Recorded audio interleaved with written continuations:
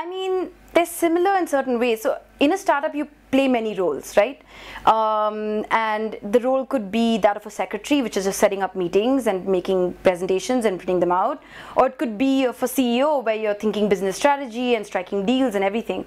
So I think what you need to learn is that in your corporate role, that's just one of the many roles you play at a startup. So you have to be flexible enough and humble enough to be able to do everything else. And I think that's what's most important in the change in mindset, is you don't have an IT team, you don't have a HR team, you don't have an accounting team. Either you outsource it or you learn it. And that is important. So being open-minded, being flexible, I think that was the biggest shift, I would say. And another shift, which is, I mean, not much corporate versus startup, but was US versus India, right?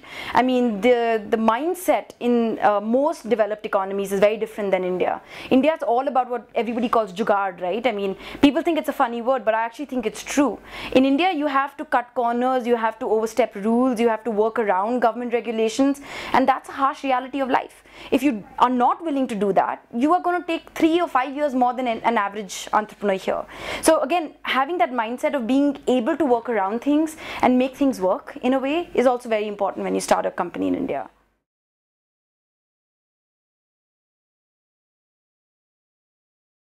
Wow. I mean, okay, before we even get to hiring, I think one important facet of HR around startups is actually your business partner, and being extremely forthright and clear-cut with your partner upfront.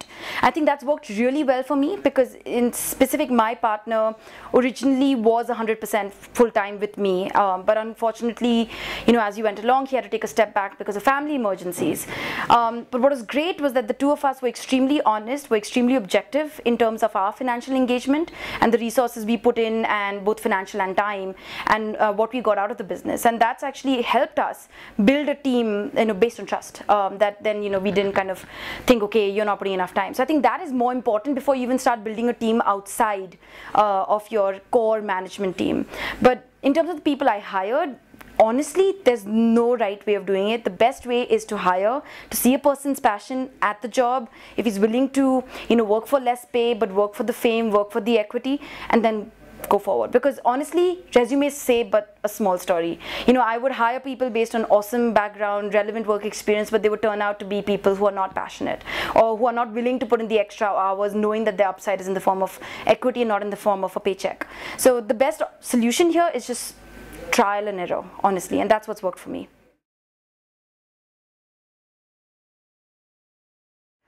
I would almost say that because we're at a very early stage, you know, especially with the crowdfunding model we just started in Jan of this year, I would say passion outweighs competence or relevant work experience almost 100%. It's now, once we, you know, raise our VC funding and start building a much larger team beyond just the core, will expertise matter, you know, where we hire a CTO to take care of technology, where we hire maybe someone like in finance who can do audit, operations, budgeting, etc.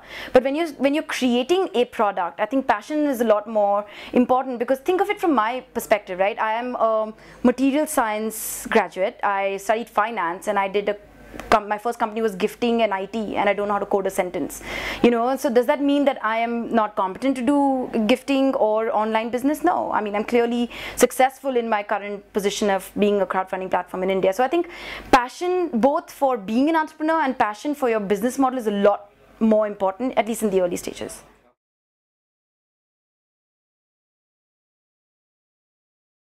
That's easy, experience. I mean, to take an example, one of the first few hires that we did at Wishberry, and who's actually been with us for a year and a half, I took her on board to kind of work with NGOs. This was when we were still doing the fundraising for charity, working with NGOs, working with marathons, runners, etc. So she was more just client servicing, business development-esque role. And I think it was the 3rd month in a job where there was an NGO conference in Delhi, and I couldn't go, and I just sent her.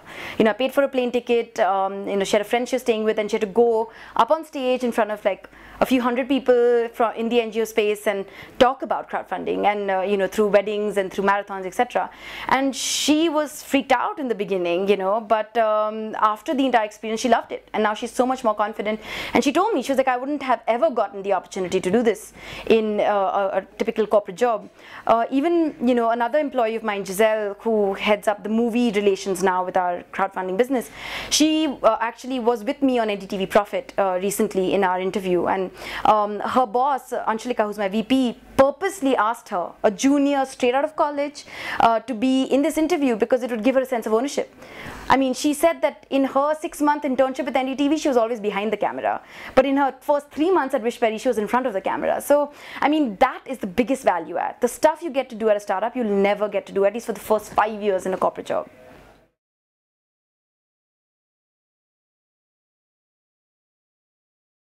It's funny, when I think back, I feel attrition has been a part of my, you know, life for the last 2 years as I've set up Wishberry. And I don't think it's as much driven by the change in business model, but just people not being comfortable with the entire startup environment of working, right? So I feel that the team anyways has been changing so much that no one's really stuck around long enough to have an issue with the business change. But the one girl who did, who I was talking about, who I sent to Delhi, I mean, it's amazing how she's been okay, because she likes, you know, I guess early on she liked the fact that she got to do things that she wouldn't get to otherwise, and I think that was just more important for her than a change in business model. And honestly, as long as you're paying the kid a salary, right? I mean, as long as you're paying them and they're financially compensated, it's not a problem. So I don't think that's a big deal per se.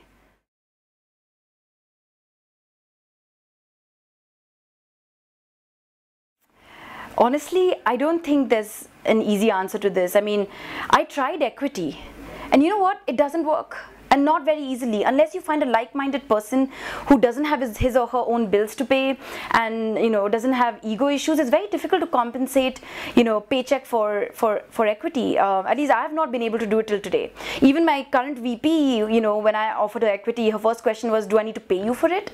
I mean, people just don't understand that concept. So I think the best way to do it would be to show the advantages of working at a startup, which is, you know, being in the limelight a little bit. I know it's kind of silly or mundane, right? You know, having your name in a newspaper or in a TV interview, but it makes a huge difference, because then they can go back and tell their parents that, look, I'm a vice president at a company on NDTV Profit, and you can tell all your friends and family members about it. So I think those little things matter.